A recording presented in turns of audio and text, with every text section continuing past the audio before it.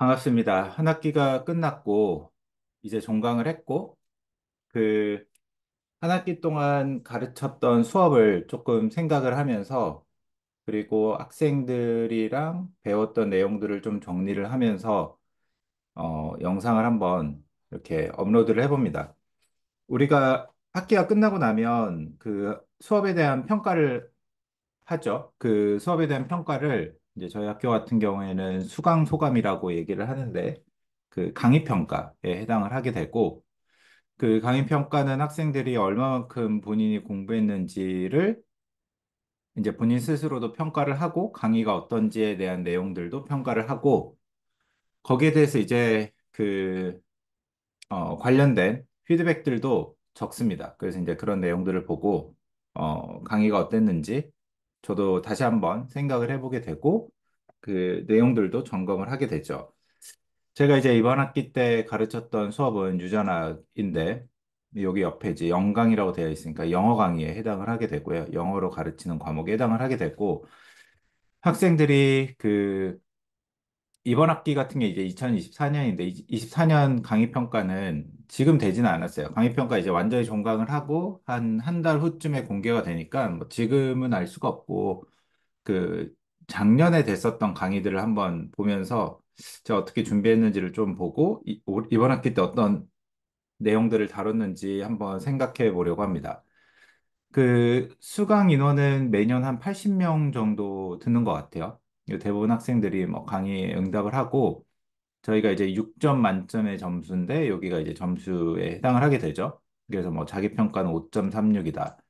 그 다음에 자기평가 외에 뭐 강의에 대한 건 5.39, 외국어는 5.68이다. 그래서 뭐 전체적으로 점수가 5.44다. 이런 식으로 이제 되는데 이게 뭐 얼마만큼 좋은 점수인지는 여기 이렇게 들어가면 볼 수가 있습니다. 그래서 뭐 우리 학부 기준으로는 자기평가, 이거 보면 너무 많으니까 전체 평균이 5.5 정도 되고 단과대는 5.3, 학부 교원은 5.38. 그럼 아까 제가 몇 점이었죠? 아까 제가 5.44니까 뭐 그냥 한 평균 정도라고 보면 될 것 같습니다. 그죠? 뭐, 뭐 평균 정도? 그러면 그냥 좋은 수업인지 나쁜 수업인지 모르겠지만 어쨌든 뭐 좋지도 나쁘지도 않은 그냥 평균적인 수업인 것 같다라고 학생들이 느끼는 것 같고요. 이 점수를 뭐 이렇게 매년 볼 수 있는데 2022년에 어땠는가? 이때 5.44였는데 이때는 평균이 5.38이니까 뭐 이때도 뭐 비슷했던 것 같고 그죠? 저희 학과의 수업에선 전반적으로는 평균 미만인 것 같고 그죠? 학과 교수님들이 수업을 다들 잘하셔서 보시면 여기는 5.39였는데 다시 봅시다. 5.39였는데 여기는 몇이냐? 5.32. 그러니까 이것도 뭐 저희 학부 평균보다는 낮지만 전체 뭐 우리 고대 수업보다는 똑같다. 이 정도면 뭐 똑같은 거죠. 엄청 좋거나 뭐 나쁘지도 않은 그런 수업인 것 같고 2020년은 어땠냐? 5.29이고 이때도 거의 패턴이 비슷하네요. 네, 패턴이 그렇게 차이가 없는 것 같습니다. 네. 2019년을 볼까? 2019년 이제 제가 처음으로 수업을 했던, 고대에서 처음으로 수업했던 게 5.43이고, 이때는 평균보다 약간 높았어요. 그죠? 네, 이때 초심을 잃은 건가? 초심을 잃은 걸 수도 있겠네요. 1년 차 때만 좀 수업이 좋고, 이후로는 좀 좋지 않았으니까. 그럴 수도 있겠네요. 제가 가르친 유전학 수업에 대한 내용을 한번 보도록 합시다. 유전학 수업. 제가 강의 계획서를 요 깃허브에 여기 보시면 제 깃허브에 올려놓습니다. 그래서 여러분들이 인터넷에서 BSMS 205라고 하는 키워드를 가지고 검색을 하시면 BSMS 205 깃허브라고 검색을 하시면 이 페이지를 그냥 바로 찾으실 수가 있습니다. 저는 강의 계획서를 다 오픈을 해두고 매년 내용들을 이렇게 여기다가 업데이트를 합니다. 근데 뭐 내용이 아주 크게 변하지는 않으니까 내용은 좀 비슷하다라고 말씀을 드릴 수가 있어요. 그래서 수업의 디테일은 뭐냐? 학부 수업이다. 언더그레이주의 수업이고, 그다음에 뭐 저희 학부에서 수업을 하는 내용이고, 그 수업에 대한 인트로덕션을 여기다 적어놓죠. 유전학이란 무엇이냐? 유전학이란 자연과학인데, 베리에이션과 이네리턴스를 유전적인 요인에 의해서 디스크라이브하는 학문이다라고 적어놓습니다. 그래서 요거에 대한 뭐 구체적인 내용들을 여기다 인트로덕션을 적죠. 제가 예전에 유학을 할때 외국에서 제가 공부를 했을 때 봤던 강의 계획서들이 되게 도움이 많이 돼서 그런 내용을 바탕으로 제가 이렇게 강의 계획서를 좀 굉장히 꼼꼼하게 영어로 적어 놓습니다. 원래 처음에는 이거보다 더 길게 적었는데 그냥 제 느낌인지는 모르겠지만 제 느낌이 아니죠. 제가 이거를 사실 강의 계획서를 몇 명이 읽는지를 한번 실험을 해보고 싶어가지고 예전에 한 3년 전인가 여기 강의 계획서 밑에다가 강의 계획서를 읽으면 저한테 수업을 듣는 동기에 대해서 보내달라 이렇게 적은 적이 있었어요. 근데 학생들 중에 한 60% 정도밖에 안 보내더라고요. 그래서 아, 반절보다 조금 넘는 학생이 강의 계획서를 읽는구나. 그러면 생각을 했죠. 강의 계획서를 왜 안 읽을까? 그 생각을 했더니 강의 계획서가 너무 길어서 안 읽을 수도 있겠다 이런 생각이 들어서 강의 계획서 좀 줄였습니다. 줄인 게 좀 이 정도 버전이고요. 어쨌든 그래서 이제 과목에 대한 소개를 적고 그 다음에 과목 그 목표를 적습니다. 그래서 당신이 이 수업을 성공적으로 듣는다면 당신은 뭘 얻어갈 수 있느냐? 그래서 이제 저 같은 경우에는 두 가지를 적습니다. 유전학교에서는 뭐냐면 첫 번째는 유전학의 모델에 대해서 배우는 거, 그러니까 관점에 대해서 배우는 걸 하고 두 번째는 현대 유전학을 다루기 위해서 필요한 기본적인 실험적인 지식들에 대한 내용들을 여기다 이제 적죠. 그래서 이제 강의의 목표들도 여기다 이렇게 적어두게 되고, 그다음에 이제 참고할 수 있는 그 강의 자료들을 여기다 이렇게 적어두습니다. 이게 사실 제 수업 같은 경우에는 그 교과서의 챕터대로 수업을 나가지 않고 제가 생각하는 유전학의 흐름대로 내용을 전체적으로 완전히 재구성을 했기 때문에 여기에서 제가 올려놓는 이 지금 그 교과서들은 참고용입니다. 근데 이게 제가 매년 가르치면서 조금 아쉬운 점인데 그 학생들이 이렇게 참고 자료를 올려두면 어차피 이게 뭐 시험에 직접적으로 나오는 게 아니니까 이 교과서를 읽지를 않습니다. 그래서 이게 뭐 개인적으로는 굉장히 아쉽기도 하고 왜냐하면 기본적인 개념 같은 경우에는 자기가 조금 헷갈리면 교과서를 가서 다시 공부를 하면서 이게 정말 맞는 내용인지 뭐 내가 이해를 제대로 하고 있는지를 좀 공부를 할 수 있을 것 같은데 그렇게 하지 않는다. 근데 이게 뭐 제가 잔소리 같은 걸 수도 있잖아요. 제 생각이 틀린 걸 수도 있고. 왜냐하면 제가 이 학생들이 왜 교과서를 읽지 않는가에 대해서 되게 오랫동안 이, 이 대학에 있는 교수님들과 많이 논의를 해보고 했는데 어떤 분들은 그렇게 얘기하시기도 하더라고요. 요즘 시대에 교과서가 왜 중요하냐. 다 사람들이 유튜브 쇼츠 보고 뭐 인스타그램, 틱톡 쇼츠 보는 시대인데 누가 진득하니 앉아서 글을 읽겠냐. 이렇게 얘기를 하시는 분도 있더라고요. 근데 그 얘기가 되게 저한테는 좀 충격이긴 했습니다. 안타깝기도 했고 동시에는 만약에 진짜 시대가 그렇게 변하는 거라면 그런 교과서가 필요하지 않을까? 약간 이런 생각도 들고, 그럼 그때는 종이로 된 교과서가 아니라 무슨 교과서를 써야지? 약간 이런 생각도 좀 들었습니다. 그래서 이건 아직도 물음표다. 잘 모르겠지만, 어쨌든, 일단은 여기다 올려놨고요. 그 다음에 여기 보시면 요즘에 진짜 시대가 많이 좋아져가지고 이런 교과서를 책으로 빌리지 않고 이북으로 빌릴 수가 있어요. 그 일렉트로닉 북으로 빌릴 수 있죠. 그래서 여기에 요 그 학교 도서관에 가면 여러분들 그 학교 포탈 아이디 뭐 저도 그렇고 그 로그인을 해서 보면 이 교과서를 볼 수가 있습니다. 그래서 아이패드로 그냥 뭐 쉽게 볼 수가 있어요. 그래서 그런데 잘 책을 읽지 않는다. 뭐 이제 저도 언젠가 이게 답을 얻겠죠. 자, 그다음에 이제 강의 자료를 이렇게 올려놓는데 강의는 세션 1부터 세션 5까지 이렇게 진행이 됩니다. 그래서 세션 1은 인트로덕션이니까 빼고, 세션 2부터 세션 5까지 4개의 세션으로 진행이 되죠. 이 4개의 세션이 모두 내용이 이어집니다. 그죠? 이 내용이 분절적인 게 아니에요. 제가 이 내용을 가르치게 됐던, 이렇게 슬라이드를 구성하게 됐던 궁극적인 이유가 있습니다. 저는 한 학기 동안 한 문장을 이해하기 위해서 내용을 가르칩니다. 뭐냐면, 어, 이 내용이거든요. 이거거든요. 뭐냐면, 알릴이라고 하는 거는 genetic variant다라고 하는 내용을 가르치기 위해서 한 학기 동안 이 세션들을 다룹니다. 그죠? 뭐, 이게 되게 단순한 문장 같지만 사실 굉장히 중요합니다. 지금 현대 유전학을 이야기해서는 가장 중요한 문장이 아닐까라고 생각을 해요. 그래서 한번 보시면 알릴이라고 하는 게 뭔가요? 한국말로 번역을 하면 대립유전자라고 하는 뜻이죠. 그죠? 대립유전자라고 하는 뜻인데요. 이 대립유전자라고 하는 게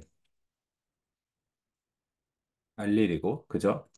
이게 이 수업을 듣는 학생들, 이 수업은 지금 2학년, 대학교 2학년 학생들한테 가르치는 수업인데, 학생들이 이 대학교 수업 제 과목을 듣기 전에는 일반 생물학을 들었을 거고, 1학년 때, 그 다음에 고등학교 때까지는 생물 2, 생물 1, 생물 1, 2를 했을 겁니다.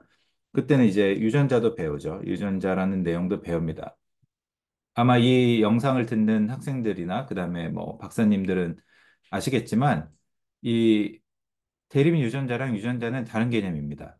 근데 번역어가 똑같아요. 왜냐하면 번역어 자체는 우리가 그 일본의 번역어를 차용을 했기 때문에 유전자라고 하는 개념, 그러니까 60년대, 뭐 50년대, 60년대 이때 번역됐던 개념들이 그대로 지금까지 이어지는 거예요. 왜 그러냐면 이 알릴이라고 하는 말이 처음에는 1900년도 때 윌리엄 베이트슨에 의해서 처음에 제안이 됐었죠. 윌리엄 베이트슨은 영국의 그 뭐 유전학자라고 말하긴 그렇지만 그 당시에 뭐 사람들이 여러 가지 학문을 다 했으니까 어쨌든 유전학자라고 분류를 하자면 윌리엄 베이트슨이 멘델의 실험을 독일어로 적혔던 멘델의 실험을 영국 사회로 가져오면서 어 그 멘델의 법칙을 이해하기 시작을 했습니다. 물론 윌리엄 베이트슨은 멘델의 그 법칙을 다시 실험했던 이유가 멘델을 정말 좋아했기 때문이 아니라 영국 사회 내에서는 mendel의 실험에 대한 그 반감이 있었기 때문에 멘델 당신은 틀렸어라고 생각을 하면서 실험을 했는데 웬걸 멘델이 맞았던 거죠. 멘델의 주장이. 그래서 그 멘델의 법칙을 설명하기 위해서 영어 단어들을 이제 추가하기 시작을 했습니다. 그게 이제 알릴이라고 하는 그 말이었는데 이 알릴은 당시에 어떠한 형체로 존재했는지를 알 수가 없었어요. 그죠? 그러다가 이제 그게 시간이 지나서 1900년대 초반에는 이 염색체를 위주로, 그죠? 그 염색체, 크로모좀 시오리라고 하는 뭐 염색체 이론에 의해서 그 멘델이 주장했던 멘델 법칙에 있는 입자들이 그 밝혀지기 시작을 했던 거죠. 그죠? 그러니까 멘델이 주장했던 우리가 흔히 생물학에서 배웠던 뭐 소문자 A, 뭐 대문자 A 이런 개념이 당시에 멘델은 독일어로 논문을 썼을 때는 입자 혹은 뭐 요소 이렇게 설명을 했는데 그거를 이제 베이트슨이 1900년도 때 알릴이라는 말로 바꿨고 그다음에 이제 염색체가 등장을 하면서 그런 요소들이 염색체 수준으로 알게 됐습니다. 그리고 이제 시간이 지나서 토마스 모건에 의해서 그게 유전자라고 하는 개념으로 들어가게 됐고 센트럴 도그마를 넘어서면서 이제 그 유전자에 대한 개념들이 분명해졌죠. 그런데 그 센트럴 도그마가 나왔던 50년대, 60년대까지도 이 유전자라고 하는 개념이 실제적으로 변이라고 하는 개념이라고 받아들여지지는 않았습니다. 변이라고 하는 개념으로 완전히 우리한테 이 일상적으로 받아들이기 시작한 거는 사실 유전체 프로젝트가 된 이후예요. 2000년대 이후입니다. 물론 그전에도 염기 서열을 볼 수는 있었지만 그 이유가 이제 보편적인 시대가 된 거죠. 그래서 2000년대 들어서면서 그리고 2010년대 들어서면서 이제 본격적으로 이 변이라고 하는 게 알릴로 들어가게 되는 겁니다. 그래서 이 한 문장이 굉장히 심플한 것 같지만 이 한 문장을 온전하게 이해를 하려면 여기서 보시는 것처럼 제가 여기서는 역사적으로 어떻게 유전이라고 하는 현상을 바라봤는가에 대한 관점을 가르치죠. 멘델의 유전과 양적 유전, 소위 지금 말해서 폴리제닉이라고 하는 그 다음에 이후로 이 멘델의 입자를 처음 알게 됐던 염색체, 그다음에 토마스 모건에 의해서 관찰되었던 유전자라고 하는 개념, 그 다음에 1950년대, 40년대, 50년대는 소위 말해서 양적 유전이 이어질 수 있었던 헤리타빌리티, 유전력이라고 하는 개념이 더글라스 팔코너에 의해서 도입되기 시작했던 때인데 그때에 대한 얘기들을 합니다.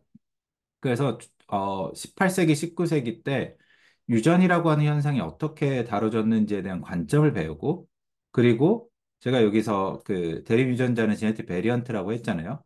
베리언트라고 하는 건 뭐 뮤테이션 뭐 이런 말들과도 동의어인데 이런 말들로 인해 가지고 어떤 식으로 우리가 그 유전이라고 하는 현상을 설명하냐. 그러면 결국 유전이라고 하는 현상을 설명하려면 유전이 뭔가요? 유전이 되는 거잖아요, 말 그대로. 그 유전이 되는 거에서는 결국에 집단이 중요하다. 왜냐하면 집단이라고 하는 건 그 어떤 유전적인 풀을 구성하고, 그 다음에 진화의 어떤 배경이 되기도 하고, 그 다음에 이 변이들이 어떤 식으로 지금 세대에 남아있는지를 이해할 수 있는, 그걸 관통할 수 있는 생각이기 때문에, 그래서 뮤테이션과 파플레이션에 대한 내용을 가르칩니다. 그래서 이제 이 내용을 가르치고 나면, 그 다음엔 뭘 하냐. 그 다음에는 그다음에 여기서 보시는 것처럼 이제 본격적으로 휴먼지노 프로젝트 이후의 내용들을 얘기를 하죠. 그래서 유전체 프로젝트, 유전체란 무엇이고, 유전체 프로젝트가 여기서 이제 어떻게 됐는지도 얘기를 할 거고, 했고, 그다음에 이제 유전체 프로젝트를 가능하게 했었던 여러 가지 시퀀싱에 대한 내용을 하고, 그다음에 이제 결국에는 이런 유전체 분석에 대한 내용을 얘기를 하려면 유전체 데이터가 어떻게 생겼는지를 알아야 되잖아요. 그죠? 데이터가 어떻게 생겼는지. 그래서 이제 이런 내용들도 합니다. 그래서 뭐 요즘의 데이터들은 어떤 형태로 저장이 되어 있고 어떻게 처리를 하는지에 대한 아주 이론적인 수준의 간단한 얘기들을 하게 됩니다.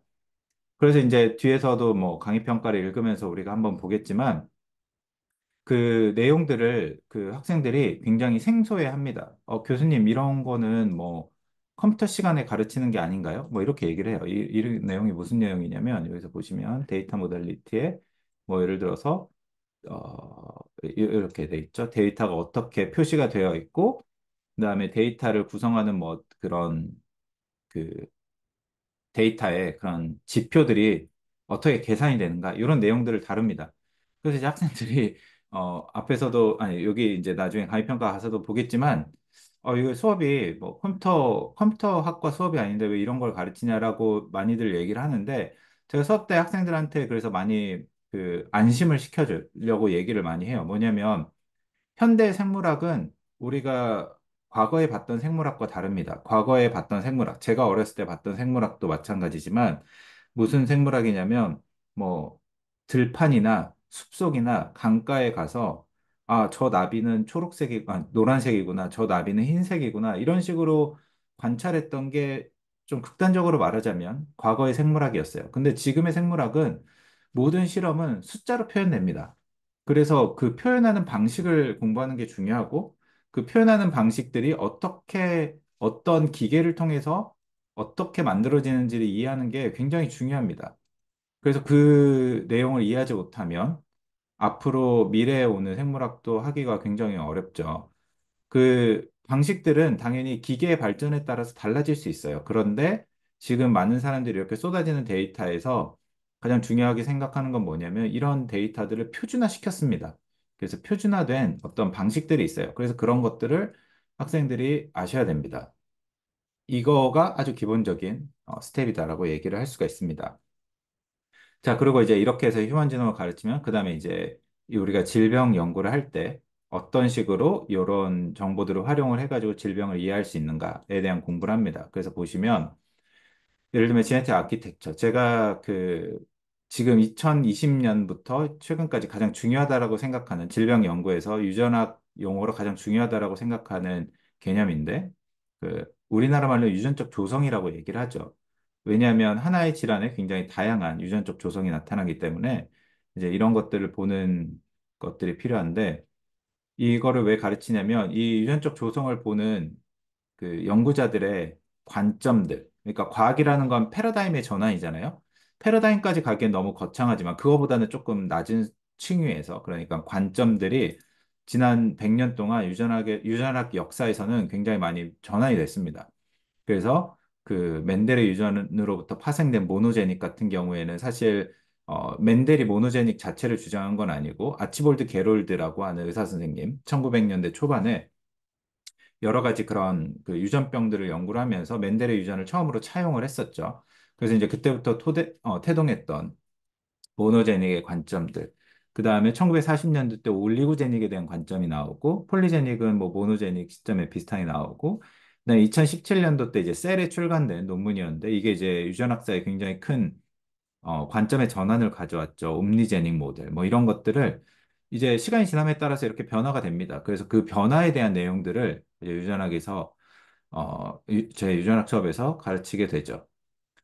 이렇게 가르치게 되고, 그 다음에 아까 제가 얘기했던 것처럼 그 알릴이라고 하는 건 제네틱 베리언트다라고 하는 내용들을 우리가 가르치는데, 예를 들면 이게 이제 지금 우리 인간이 갖고 있는 그런 그 스닙들, 스닙들에 대한, 정확히 말하면 제가 한 문장을 이렇게 가르치네요. 이렇게, 그지?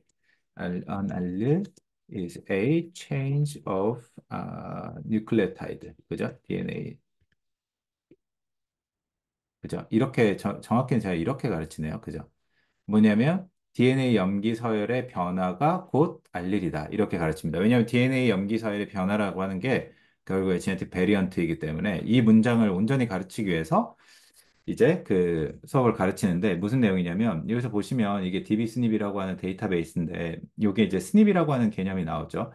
뭐 변이라고 하는 일종의 변이인데 그 변이가 발생했을 때 이 변이 지금 이렇게 표현되어 있는 뭐 G가 A로 바뀌고 여기서 뭐 T가 C로 바뀌고 이런 것들이 이제 염기서열상에 표현이 됩니다. 이게 염기서열 몇 번이죠? 염색체 몇 번이죠?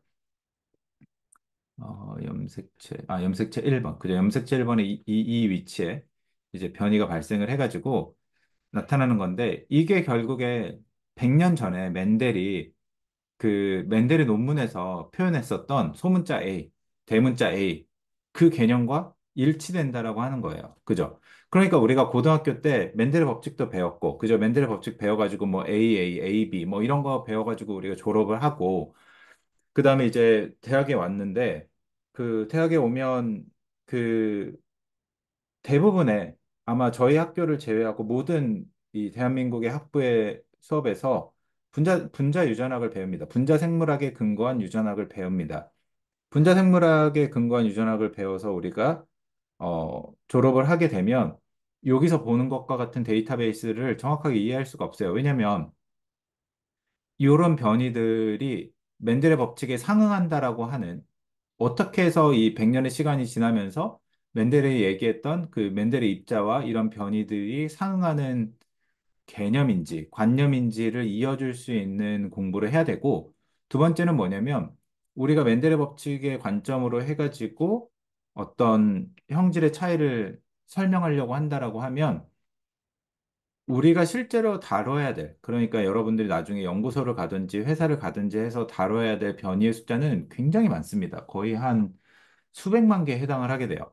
그런 변이들이 과연 내가 배웠던 멘델의 법칙의 그 변이들과 어떤 식으로 연관이 되어 있는가? 이거에 대한 이 어떤 관점의 전환들도 필요하다라고 하는 거죠. 그래서 이제 이런 내용들을 온전하게 다루려면 이 전반적인 여기서 보시는 이런 전반적인 내용을 공부를 해야 될 필요가 있다. 그다음에 이제 제가 뭐 저희 학교 수업뿐만이 아니라 그 매 학기 뭐 여러 우리나라에 있는 여러 의과대학에 가서 뭐 펠로우 선생님들이나 뭐 이렇게 그 선생님들 상대로 기초 유전학 같은 것들 가끔 강의를 하고 하는데 말씀드렸다시피 이런 분자 유전학의 관점에서 유전학을 대부분 배우시기 때문에 실제로 이제 그분들이 나중에 연구할 때 이런 내용들을 가지고 연구를 해야 되거든요. 그러니까 두 가지가 서로 상응이 안 되는 겁니다. 그래서 이제 그런 거를 볼 때는 우리가 좀, 어, 기본적인 그런 유전학에 대한 그런 공부들이 좀 필요하지 않나 이런 생각들을 하게 되고요. 근데 그렇게 되는 거에는 사실 이유가 있습니다. 왜냐하면 이 아까 말씀드린 유전체 기술이 이제 본격적으로 보급화된 거, 그러니까 등장한 거 말고 보급화가 된 거는 한 6년에서 7년 정도의 시간밖에 되지 않습니다. 그래서 이 시간 동안에 굉장히 많이 데이터가 쏟아지면서 예전에 볼 수 없었던 어, 그런 관점들을 많이 연구하게 됐죠. 그러다 보니까 우리가 10년 전에는 이런 내용들을 몰라도 됐었어요. 그런데 갑자기 데이터가 쏟아지고 갑자기 그 데이터로 인해서 기존에 보지 못했던 모델들을 검증하기 시작하면서 알아야 될 기본적인 지식들이 많아지기 시작을 하는 거죠. 그러면서 기본적으로 우리한테 필요한 그런 유전학적인 지식들이 달라질 수 있다라고 하는 거를 우리가 생각을 해야 됩니다. 제가 수업 때 이 내용을 가르쳤던 것 같은데, 여기에, 여기, 여기에 있었나? 한번 잠깐 봐볼까요?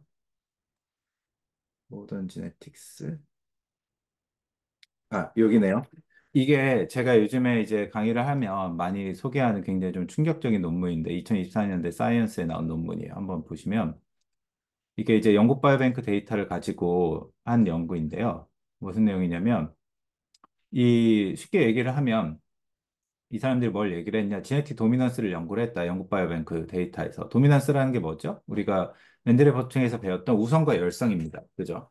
그래서 이 사람들이 뭘 했냐? 이 사람들이 영국 바이오뱅크에 있는 그 영국 바이오뱅크라고 하는 거 이제 굉장히 대규모 유전체 데이터인데 대규모 유전체 데이터를 가지고 여기서 보시면 1060개의 트레이트 형질을 연구를 했는데 뭘 연구를 했냐?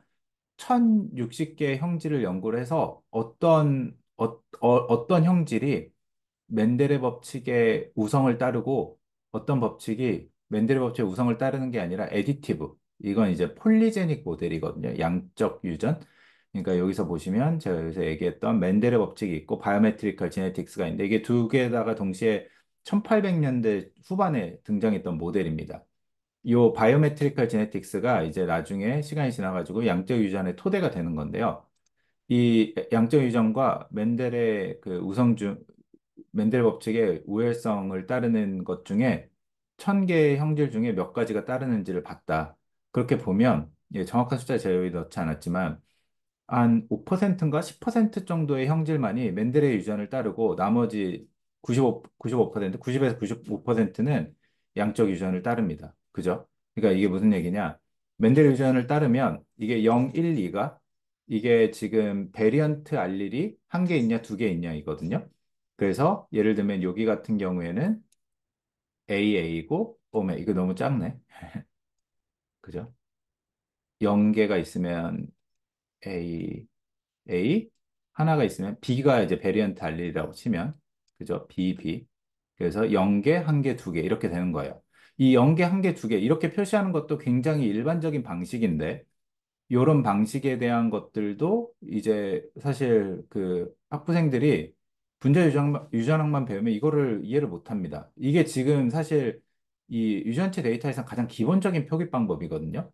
근데 이걸 잘 모르는 거죠. 근데 어쨌든 그래서 이제 이렇게 보시면 이게 표현형의 비율인데 요 AA인 경우가 이렇게 돼 있고 AB, BB는 표현형 여기 이펙트가 같죠.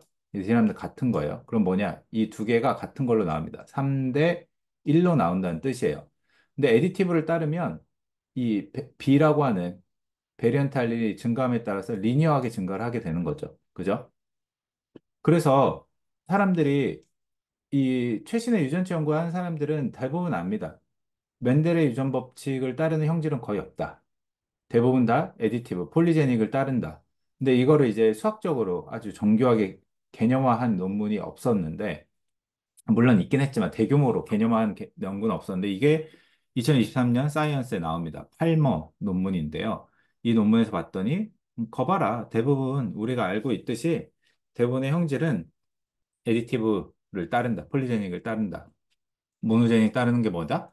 혈액에 관련된 거? 머리 색깔, 그다음 뭐 혈액형, 뭐 이런 거 빼고는 다 에디티브를 따른다. 그죠? 그러니까 이게 우리가 고등학교 때까지, 그다음에 그 심지어 일반 생물학 때까지도 우리는 분자유전학을 배우기 때문에 다 이것만 배워요. 다 이것만 배웁니다. 네. 그런데 최신의 유전체 연구들 따르고 연구 개발을 하기 위해서는 요 내용을 이해를 해야 된다. 그래서 이런 내용들을 가르치고 있습니다. 자, 그게 이제 제가 유전학을 왜 가르치는지에 대한 일종의 약간 백그라운드였고, 그럼 이제 강의 평가를 한번 읽어보도록 하죠. 강의 평가를 보시면, 이게 작년 연구란다. 작년 수업이었죠. 2023년.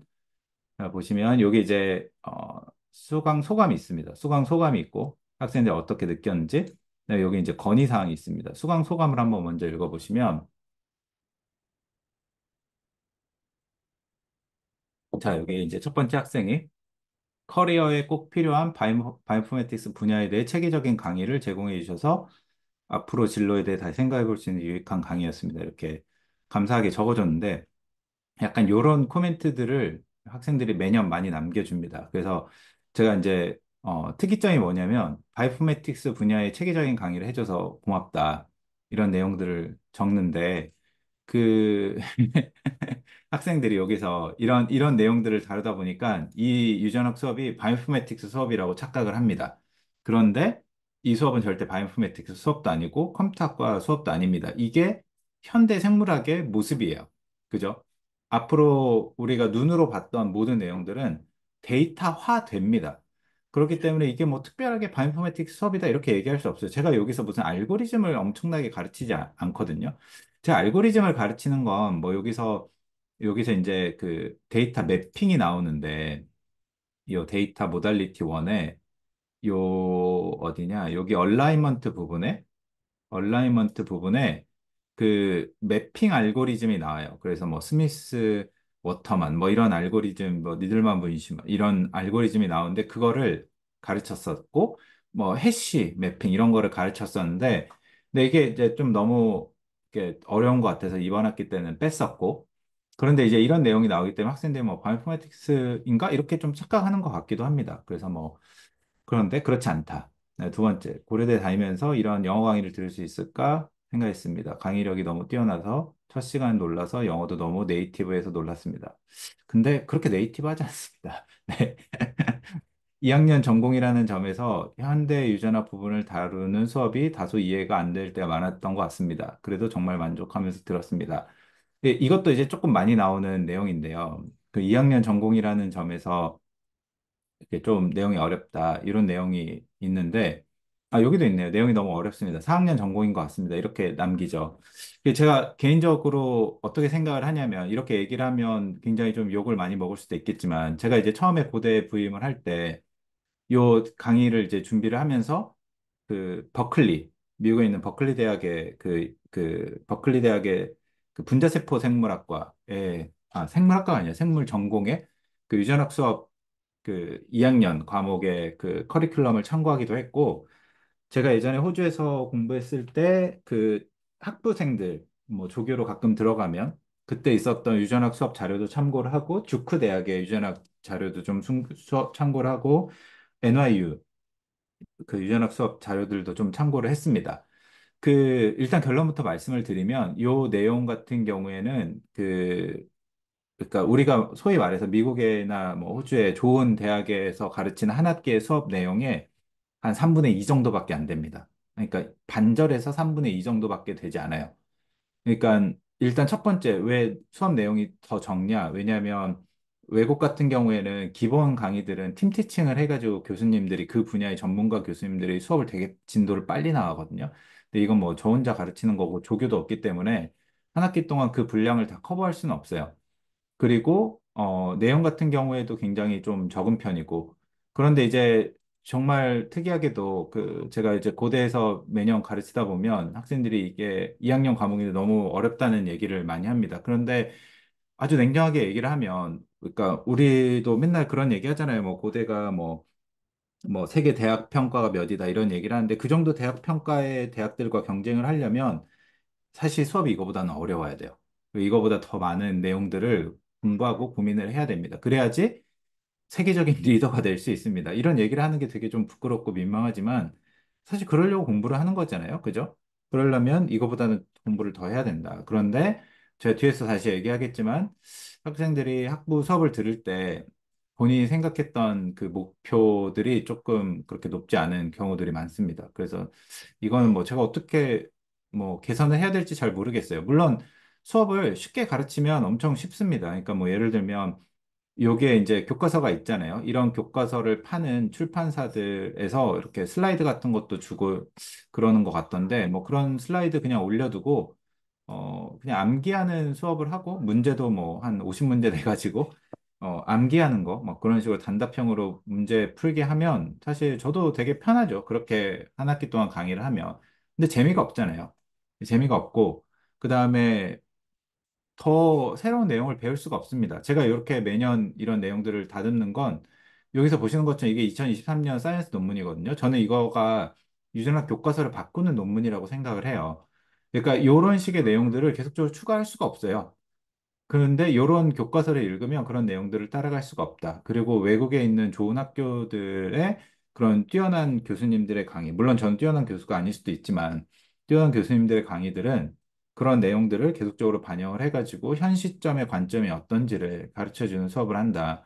그렇기 때문에 이게 2학년 과목이라 너무 어렵다라고 하는 내용은 저는 좀 동의하기가 어렵다. 근데 이건 매년 나오는 얘기입니다. 네. 그다음에 생소한 내용을 영어로 배우다 보니 이해가 어려웠습니다. 그죠? 이게 이제 두 가지인데 아까 2학년 전공인데 어렵다랑 그다음에 영어로 가르치기 때문에 어렵다. 뭐 이건 좋은 얘기고, 네, 좋은 얘기고, 영광이라 수업 내용을 이해하기 어려웠지만, 교수님께서 뭐 수업 내용을 미리 준비해 주셔서 감사하다. 네, 이건 뭐 좋은 얘기고요. 지금까지 대학 생활을 오래 한 것은 아니지만 제가 수강했던 과목 중에 명강이었습니다. 영어로 수업하심에도 불구하고 자연스럽고 체계적인 흐름으로 진행하셔서 영광 적응하는 좋은 수업이었습니다. 바이오인포메틱스에 대한 실용적인 내용도 담고 있어서 진로에 도움이 됐습니다. 좋은 내용이네요. 네, 비슷한 내용이고, 클래식한 유전학이 아니라서 신선해서 좋았습니다. 그죠? 이런 내용들을 많이 남기는데, 뭐, 클래식한 유전학이라는 게 결국에 그거죠. 분자 유전학. 그죠? 멘델의 유전을 기반으로 한 유전학. 근데, 앞서 말씀드렸지만, 그런 유전학, 지금 현대 우리가 알아야 될 유전학이 전체가 아니다. 그래서 이제 그런 내용들 좀 해야 되고, 마지막 시험이 당황스러웠지만 우리에게 유전학보다 그러니까 마지막 시험이라는 건 기말고사죠. 이 코멘트도 거의 매년 나와요. 근데 이게 왜 그런지를 이제 제가 한 6년이 지나니까 패턴을 파악을 해가지고 이제 이번 학기 때 학생들한테 공지를 해줬습니다. 왜냐면은요. 제가 수업을 월요일 날, 수요일 날 하는데 5월 달은 이 대체 공휴일이 다 월요일에 몰아져 있기 때문에 그 휴강이 많습니다. 그리고 월요일 날 휴강을 하면 학생들이 당연히 수요일 수업도 별로 오고 싶지 않아요. 그리고 5월 달은 솔직히 이렇게 수업하기 이렇게 좋지가 않잖아요. 왜냐면 날씨도 너무 좋고 하니까 뭐 여자친구, 남자친구 뭐 가족들 뭐 또 친구들 이렇게 놀러 가기도 너무 좋잖아요. 저도 뭐 대학교 다닐 때 이렇게 땡땡이도 치고 했지만 그래서 이렇게 월요일 날 휴강하고, 그러니까 공휴일 때문에 휴강하고, 그다음에 보강 유튜브 찍고, 그다음에 수요일 날 뭐 자체 휴강하고, 그러면 일주일 동안 수업을 하나도 안 듣는 거잖아요. 그리고 이제 마지막에 몰아서 유튜브를 들으려고 하면 공부가 안 됩니다. 그리고 이제 고대 같은 경우는 우리 그 대동제인가 그 축제가 또 5월 말쯤에 있어요. 그러니까 학생들이 또 공부를 가장 많이 해야 될 시기 때 또 이제 그 교내 단합을 하기 때문에 또 자연스럽게 그때는 수업을 또 게을리 할 수도 있고. 그러니까 5월 달에 수업을 듣기가 굉장히 어렵습니다. 네. 그래서 이제 제가 학생들이 점점 사라지는 걸 봐요. 근데 이제 제가 출석 체크를 하다가 이제 5월쯤에 출석 체크를 좀 잘 안 하기도 하는데 왜 안 하냐면 하기 싫어서 안 하거나 뭐 괘씸해서 안 하거나 이런 게 아니라 그 그러니까 이제 이거 좀 딴 얘기인데 대학 교수가 돼서 가장 비참한 순간이 뭐냐면 출석 체크하는 순간입니다. 야, 내 강의를 왜 내가 출석 체크를 해야 되는가? 이게 고등학교도 아니잖아요. 그러니까 다 큰 성인이고 돈 내고 와서 듣는 건데 왜 출석 체크를 해야 되나? 근데 이제 이런 거를 교육부가 들으면 싫어하겠지만 그렇잖아요. 우리가 사실 성인을 키우기 위해서 교육을 하는 건데, 왜 교육부나 정부는, 학생들을 아이처럼 키우는지 모르겠어요. 그래서 출석도 다 제공을 해야 되고, 그다음에 뭐 몇 번 수업을 하는지도 막 다 체크를 하고, 근데 이런 게 진짜 본질일까? 이렇게 밑에 보시면, 여기가 아니라, 이런 것들도 이제 도입이 됐는데, 이런 평가에 대해서 어떻게 생각하냐도 써라. 근데 이런 게 정말 그 본질일까? 약간 이런 생각을 좀 많이 합니다. 어쨌든 그래서 이제 5월 달쯤 되면 학생들이 점점 사라지는데 그래서 이제 학생들이 사라져가지고 수업을 안 들으면 당연히 기말고사 준비가 어렵습니다. 그래서 이제 이번 학기 때 시작하기 전에도 얘기를 했죠. 여러분들 이번 학기 때 가장 큰 위기는 5월이다. 5월 달에 여러분들 사라지면 수업을 따라하기가 어렵다. 그런데 인간의 역사는 되풀이가 됩니다. 그래서 여전히 이번 학기 때도 5월 달에 학생들이 점점 사라지고 점점 이제 학생들이 어, 이 수업의 내용을 안 따라가는 학생들이 생깁니다. 그러면 이제 나중에 또 기말고사가 왜 이렇게 어려웠냐 이렇게 물어보죠. 기말고사는 사실 수업 때 얘기했던 내용만 나오거든요. 그리고 만약에 기말고사 시험이 너무 어렵다, 너무 어려웠다. 그러면 모든 학생이 시험을 다 실패하겠지만 수업을 또 열심히 나왔던 학생들이 시험을 잘 봅니다. 네, 그래서 네, 어렵다. 네, 그래서 이런 게 참 사실 저는 좀 그 교수로서 어렵습니다. 그래서 가정통신문을 써가지고 부모님한테 도장을 받아야 되나 이런 생각도 드는데 나중에 진짜 대학 수업이 그렇게 될 것 같아요. 그래서 좀 안타깝기도 합니다. 우리가 성인인데, 그죠? 그 다음에 대학다운 수업을 들은 것 같다. 그죠? 시험 문제는 단순한 이해를 묻는 것이 아니라 명제 하나에도 복잡한 이해가 필요해서 수업 전반에 대한 이해도를 확인할 수 있었다. 그죠? 저는 시험 문제를 이렇게 내고 그래야 된다라고 생각을 합니다. 물론 이제 시험 문제를 이렇게 다 채점할 수 있고 그 외국에 있는 수업처럼 조교들이 많다면 그 에세이 형태로 시험을 낼 것 같아요. 근데 그렇게 할 수는 없어요. 지금은 너무 어려워요. 그 저는 유전학 수업을 준비하면서 그 스탠포드 대학에 있는 로버트 살포스키라고 하는 교수님의 강의를 정말로 많이 좋아했고 그분의 강의를 많이 참고했습니다. 지금도 매년 그분이 모든 강의 영상을 유튜브에 올려놓는데 그거를 거의 한 세네 번은 듣는 것 같아요. 그게 한 16회 강의가 되는데 그분이 내분비 학자임에도 불구하고 그 유전학부터 행동까지 다루는 모든 내용이 거의 완벽합니다. 10년 전 강의인데도 지금 봐도 어색하지 않을 정도로 굉장히 통찰력이 있는 강의인데요. 그 강의만 하더라도 뭐 굉장히 많은 조교들이 붙어서 이제 교수님이 채점하기가 좋은데 우리는 그렇게 하기가 어렵잖아요. 그래서 조금 시험 문제를 아직까지는 이런 객관식으로 내긴 하지만 뭐 단순한 암기를 묻는 그런 내용들을 제가 시험에 내진 않습니다. 설명 시에 영어 외에 한국어를 조금 섞어서 설명해주면 좋겠다. 훨씬 과목에 대한 관심도가 올라갔을 거다. 이렇게 하는데, 이게 저도 좀 안타깝고 미안하기도 하고 그렇습니다. 이게 사실은 학교의 지침은 영어를 1%도 쓰면 안 됩니다. 네. 그런데 이제 뭐, 당연히 학생들이 영어가 익숙하지 않기 때문에 그 한국어로 아예 안 가르쳐 줄 수는 없는 거죠. 그런데 또 이제 외국 학생들이나 또 이 한국어를 잘 못하는 이 교환 학생들은 또 이 한국어로 약간 10분 정도만 설명을 추가적으로 해줘도 또 그거에 대한 컴플레인이 있습니다. 그래서 뭐지 그 원칙적으로 그냥 영어로 수업을 합니다. 전체적으로. 그러니까 뭐 예를 들면 뭐 굿모닝이 아니라 뭐 그냥 뭐 수업 시작하겠습니다. 이후로는 그냥 쭉 그냥 영어로 수업을 해요. 그런데 저도 가르치면서 왜 그래야 되는지 잘 모르겠어요.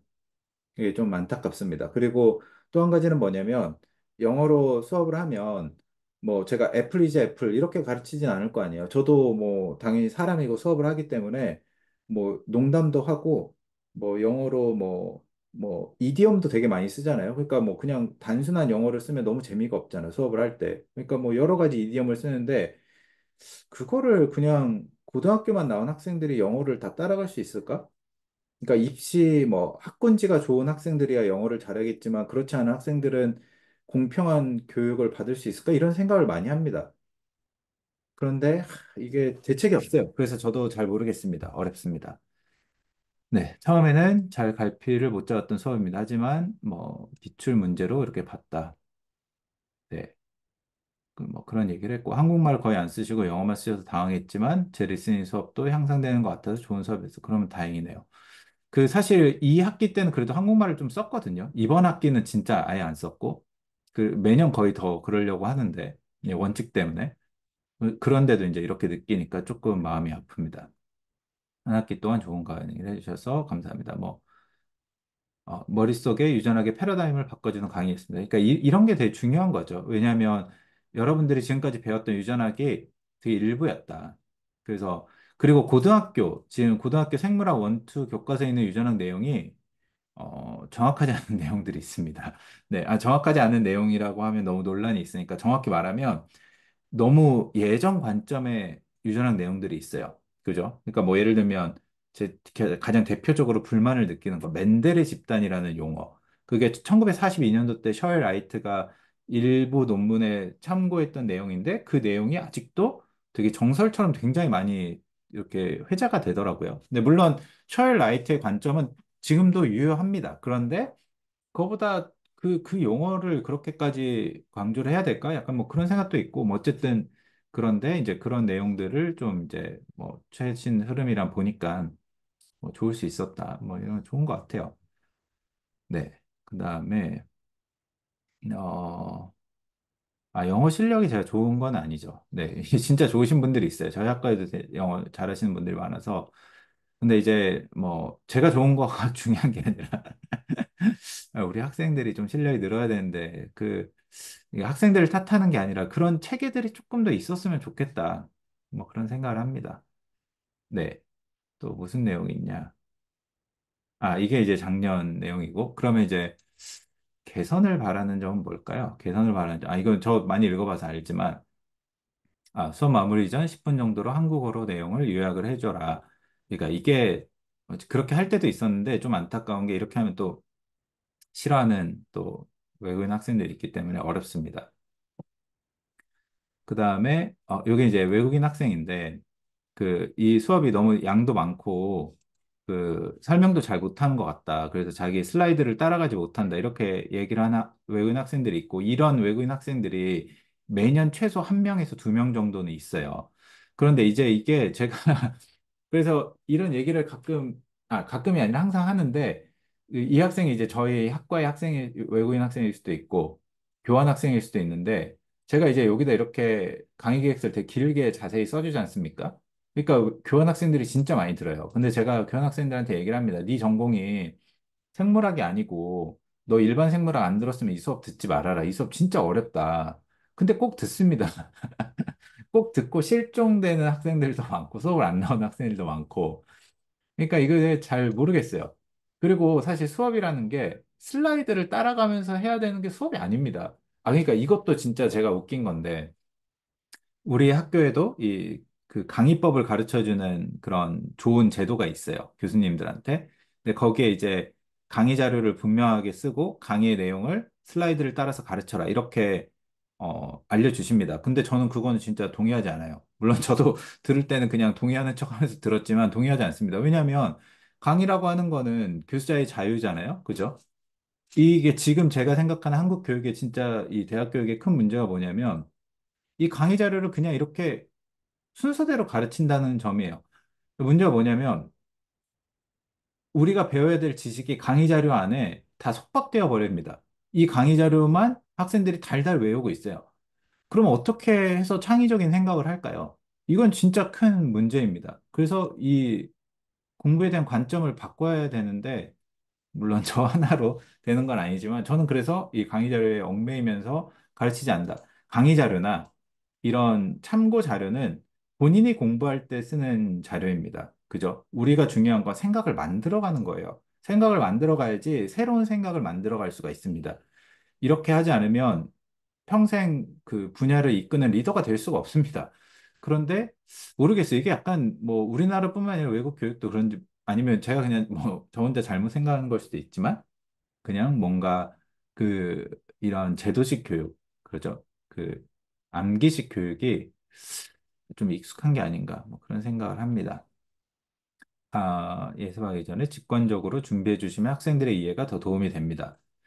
그러니까 이게 어렵죠. 그죠? 다른 수업에 비해서 어려운 만큼 강의 자료를 예습하기에 직관적으로 그러니까 뭘 준비해 달라는 걸까? 자기들이 준비를 해야 되는 게 아닐까? 이런 생각을 합니다. 그죠? 왜냐하면 강의 자료 예습을 하기 위해서, 그러니까 제가 이 수업 말고 2학기 때 가르치는 생물통계학 같은 경우에는 예전에 예습을 하라고 문제를 냈습니다. 그걸 이제 또 싫어하는 학생들도 있긴 했지만, 뭐 그 내용은 나중에 한번 읽어보죠. 그래서 어떻게 더 직관적으로 준비를 해야 될까? 그러니까 거의 약간 제가 입으로 다 씹어가지고 입에 넣어줘도 하지 않는데 그걸 더해서 이제 아예 그냥 위장으로 넣어달라 약간 이런 뜻인지 잘 모르겠습니다. 그래서 이제 이런 강의 평가를 남기면 제가 다시 이거 얘기를 해줄 수가 없잖아요. 어디 가서. 그러니까 뭐 이 학생 어차피 또 졸업을 할 거고 모르겠습니다. 어쨌든, 네, 퀘스천 마크. 강의 영상이 유튜브에 올라 있어서 수업 시간에, 이거는 뭐 유튜브에 올려줘서 고맙다는 내용이었고, 기말 성적 같은 경우에 온라인으로도 확인할 수 있으면 좋을 것 같다. 이게 방법이 있거든요. 온라인으로 이렇게 올려놨었는데, 또 온라인으로 올려놓는 거를 또 싫어하는 학생들 이 강의 평가가 있었어요. 그래서 이게 어떤 사람은 좋아하고 어떤 사람은 싫어하고 해가지고, 이것도 잘 모르겠다. 네. 올해는 한번 올려보려고 생각을 하고 있습니다. 뭐 학번이랑 이렇게 해가지고 현장에서 더 많은 강의를 들을 수 있으면 좋을 것 같다.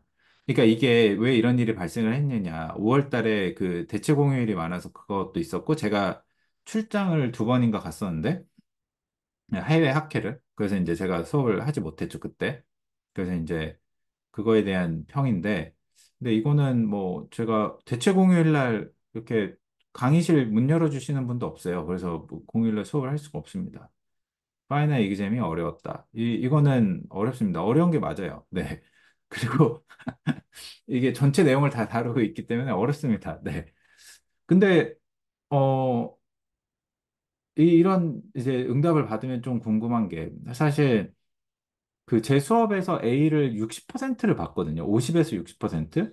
그러면 소위 말해서 학점 인플레에 제가 열심히 기여를 하고 있는 건데, 그, 사실 A를 받아야 될 사람은 한, 제가 봤을 때 한 20에서 30% 정도 있죠. 근데 요즘은 다 추세가 그러니까 학점을 되게 잘 주는 편인데, 그, 시험이 너무 쉬운 거랑 너무 어려운 거를 떠나서, 제가 얘기했듯이, 저는 80명을 가르치지만, 그 학생들 한 명 한 명이 어떤 식의 이해를 하고 있는지를 한 학기 동안 느낄 수가 있거든요. 근데 이제 수업을 막 5월 달에 안 나오고 뭐 6월에 몰아서 공부를 하려고 하면 그런 학생들한테는 굉장히 어려울 수 있다. 그리고 진짜 어려운 학생들은 그게 점수로 표현이 된다. 그래서 이제 이런 거는 내가 어떻게 학생들한테 약간 너의 생활을 좀 수업을 열심히 오도록 바꿔봐라 이렇게 얘기할 수는 없잖아요. 근데 이거는 어려운 것 같아요. 네. 어떻게 하면 성인한테 공부를 하게 만드는지. 네. 전반적인 난이도가 높다는 것 빼고는 없다. 아까랑 같은 얘기죠. 그죠? 난이도가 높은 게 아닙니다. 네. 과거의 수업 영상을 봤는데 매우 일부이지만 현재와 수업 자료가 다른 부분이 있다. 네, 이거 맞습니다. 휴강 후 녹강으로 대체하는 경우가 있으니 녹강을 최신 버전으로 업데이트해주면 좋은 것 같습니다. 이게 되게 저한테는 좋은 코멘트였는데, 좋은 코멘트 이거 이제 올해 좀 고생했던 코멘트인데, 이거는 이제 이 학생 말이 맞아요. 왜냐하면 제가 이제 코로나 때 녹화했던, 그러니까 2년 전에 녹화했던 내용을 제가 이번 학기 때 다시 쓰는 경우가 있었기 때문에 이제 그런 내용을 이제 매 학기 다시 녹화를 했죠. 그래서 뭐 그거 덕분에 이번에 이제 유튜브 채널도 조금 정비를 했었던 것 같고, 근데 이제 이거가 이제 올해 수업을 준비할 때 좀 많이 도움이 됐던 코멘트인 것 같습니다. 영어 강의가 아닌 국문 강의였다면 더 많은 지식을 얻어갈 수 있을 거라 생각이 들어 아쉬웠다. 영어 실력이 부족한 탓이라 넘어갔지만 전공 강의만큼은 필드에 나가서 중요한 지식이기 때문에 전달이 잘 될 수 있도록 국어 강의가 따로 있으면 좋겠다. 이것도 정말 좋은 코멘트이지만 너무 안타까운 코멘트입니다. 이거는 여기다 이렇게 쓰셔도 제가 개선을 할 수가 없습니다. 왜냐하면 저는 이 학교에 계약을 할 때 영어 강의를 하기로 계약을 했기 때문에 이렇게 아무리 학생들이 많이 써주셔도 제 계약서가 바뀌지 않는 이상 국어 강의를 할 수가 없습니다. 네. 국어 강의를 하고 싶다? 그러면 제가 유튜브 채널을 열어가지고 따로 해야 되는데, 제가 시간이 막 그렇게 생각보다 널널한 사람이 아닙니다. 지금도 그냥 제가 아침에 새벽에 이제 일어나서 커피 마시면서 그냥 심심할 때 이거를 찍는데요. 이때 뭐 이렇게 국어 강의를 다시 찍는 거 말고는 시간이 거의 없습니다. 평일이나 주말이나 마찬가지로. 그래서 이런 것들이 좀 아쉽다. 저도 그런 생각을 합니다. 영어 강의가 필요하기도 한데, 필드에 나가서 중요한 지식은 국어 강의가 필요합니다. 그리고 나중에 회사를 가면 제안서도 영어로 쓰는 경우도 많지만 한국어로 쓰는 경우도 정말 많아요. 특히나 뭐 정부 연구소 가는 학생들 많을 텐데 다 국어 강의를 쓰거든요. 그리고 앞서서 제가 말씀드린 것처럼 고등학교 때까지 배웠던 그런 유전학, 생물학의 관점을 바꾸는 수업을 해야 되기 때문에 어, 국어에 대한 말로 다시 그것들을 재정비할 필요도 있습니다. 그래서 저는 국어 강의도 필요하다라고 생각을 하는데 그렇게 될 수가 없는 거죠. 네, 이거는 어떻겠습니까? 영어 강의를 처음 도입한 2000년대 후반에 그 모 대통령의 그런 그 누가 타임슬립을 할 수 있다고 하면 그 타임머신 타고 갈 수 있다고 하면 좀 가서 얘기를 해 주십시오. 저는 좀 어려울 것 같습니다. 네. 유전학 강의는 좋은데 국강으로 된다면 후배들이 유전학에 대해 더 잘 이해할 수 있을 것 같습니다. 그러니까 이거 좀 아쉽죠. 그죠? 뭐 어쩔 수가 없습니다. 기말고사 너무 어려운데 다음에 난이도를 낮추시면 좋겠습니다. 그렇지 않다니까요. 이게 그 수업을 이 난이도가 어려운 게 아닙니다, 여러분. 이 정도 난이도로 세상에 나가면 네, 안 됩니다. 네.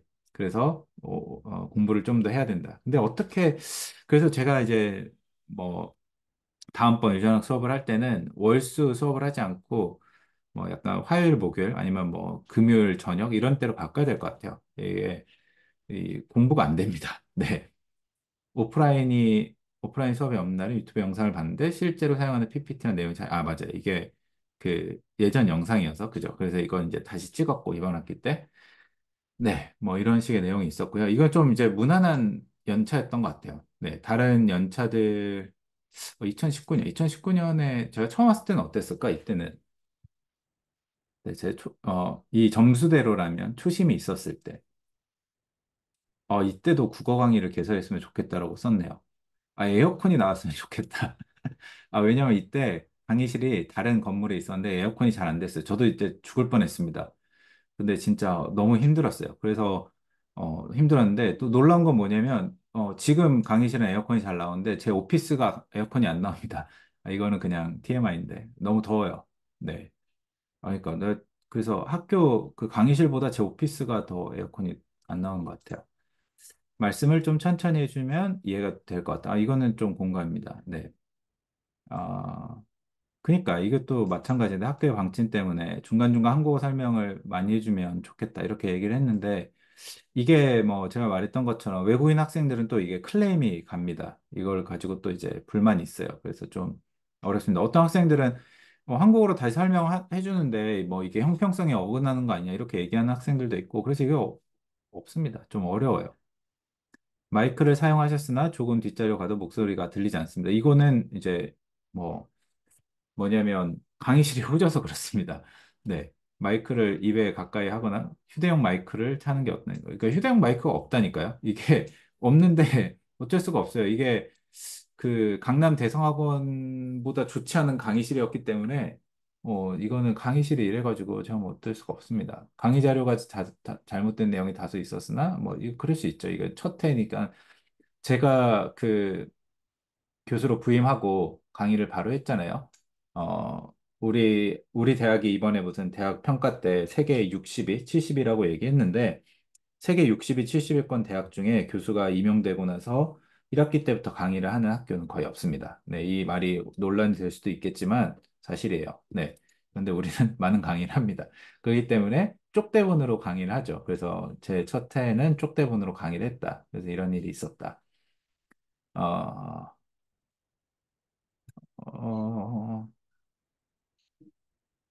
어, 또 뭐가 있을까? 수업 당일날 아침 저녁 그죠? 쪽대본 내용이죠. 그죠? 그렇습니다. 네, 이렇게 보시면 될 것 같고 이제 이번 학기 때도 강의 평가가 올라오면 그때 한번 다시 읽어보면 좋겠네요. 이게 강의 평가가 뭐 되게 이렇게 무난했던 연차도 있고 되게 무난하지 않은 연차들도 있는데 뭐 그 강의 평가에 대해서 저는 좀 열심히 읽고 개선을 하려고 노력을 합니다. 제도적으로 바뀌지 않는 건 어쩔 수가 없고, 그 다음에 학생들도 공부를 더 열심히 해야 되는 부분은 어쩔 수가 없고, 그 다음에 공부를 열심히 해야 된다는 스탠다드를 높여야 되는 부분들도 어쩔 수가 없습니다. 그런데 만약에 진짜 아주 실무적으로, 그 다음에 뭐 더 배우고 싶은 내용이 있다. 이러면 이런 것들은 이제 강의평가에 들어가면 좋겠죠. 그래서 항상 어렵고, 그 다음에 이 강의평가라는 게 되게 일방적인 방향이잖아요. 그죠? 이렇게 강의평가를 남기게 되면 제가 이 강의 하나하나에 대해서 뭔가 얘기를 해주고 싶은데 이런 내용들을 그 다시 답변을 해줄 수가 없어요. 그래서 이런 것들이 되게 아쉽다. 그렇게 생각을 합니다. 네, 어떤 교수님들은 이제 강의평가 같은 거를 이렇게 읽지 않는 분들도 있다고 하시더라고요. 이렇게 너무 상처받고 막 그래서.